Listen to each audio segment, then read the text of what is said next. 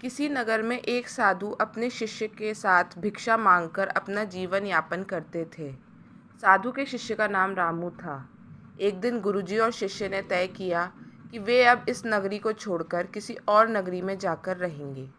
उन्होंने अपनी यात्रा शुरू की। सुदूर जाकर वह एक नगरी पहुँचे।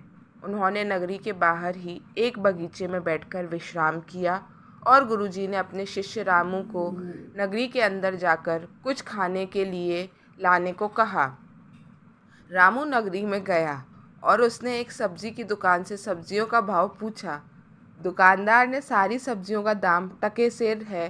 टके सेर का मतलब 1 पैसे में 1 किलो। उसके बाद रामू ने हलवाई से मिठाइयों का दाम पूछा। उसने भी सभी मिठाइयों का भाव टके सेर बताया।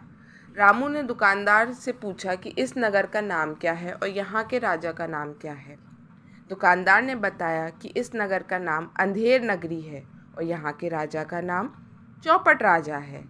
रामू मन ही मन काफ़ी खुश हुआ और कहने लगा, अरे वाह, अंधेर नगरी, चौपट राजा, टके सेर भाजी, टके सेर खाजा।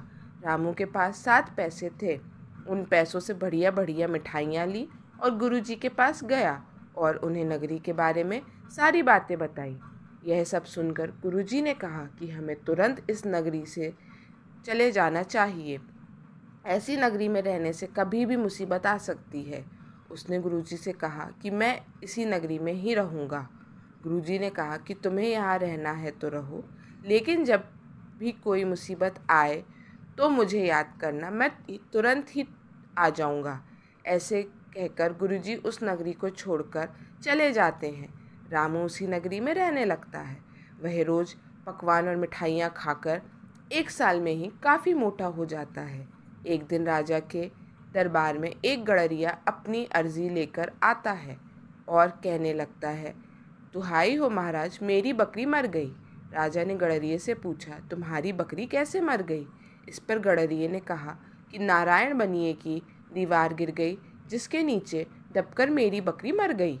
राजा ने तुरंत नारायण बनिए को दरबार में बुलाया और कहा कि या तो इसकी बकरी को जिंदा कर दो या फिर जान के बदले जान दो, तुम्हें फांसी दी जाएगी। नारायण बनिए ने राजा से कहा कि दीवार बनाने वाले कारीगर ने दीवार सही नहीं बनाई थी, कसूर कारीगर का है, मैं बेगुनाह हूँ।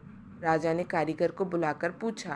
कारीगर ने कहा, हुजूर, गारा बनाने वाले मजदूर ने गारा सही नहीं बनाया, जिससे दीवार गिर गई, मैं बेगुनाह हूँ। राजा ने फांसी चढ़ाने के लिए गारा बनाने वाले मजदूर को बुलाया और फांसी देने का हुक्म दिया। मजदूर के गले में फांसी का फंदा डाला गया। रस्सी मजदूर की गर्दन पतली होने के कारण गले से फिसलने लगी। सैनिकों ने यह बात राजा को बताई तो राजा ने कहा कि सज़ा तो किसी न किसी को मिलेगी। वह सैनिकों को आदेश देता है कि नगरी से किसी मोटे आदमी को, जिसकी गर्दन मोटी हो, को लेकर उसे फांसी दे दो। सैनिक नगरी में घूमकर किसी मोटे आदमी को ढूंढने लगे तो उनकी नज़र रामू पर पड़ी और उन्होंने रामू को पकड़ लिया और उसे फांसी के लिए ले गए। रामू को तुरंत अपने गुरुजी की याद आई। उसने गुरुजी को याद किया। जब उसे फांसी पर चढ़ाया जा रहा था तब गुरुजी ने अपने शिष्य रामू के कान में कुछ कहा।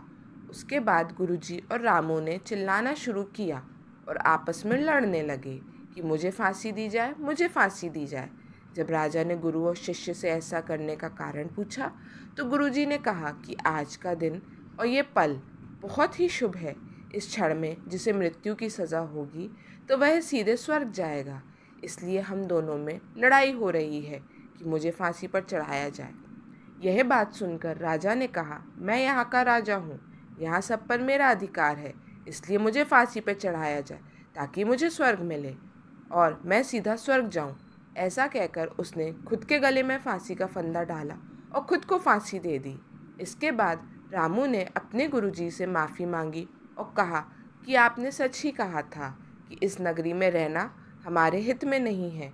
कहानी का तात्पर्य है कि जहाँ न्याय व्यवस्था सही ना हो वहाँ लालच में आकर रहने से बचना चाहिए।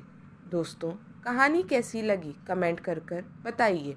वीडियो को लाइक करें, शेयर करें। चैनल में नए हैं तो सब्सक्राइब करना ना भूलें। इसी के साथ आपका वीडियो में अंत तक बने रहने के लिए धन्यवाद।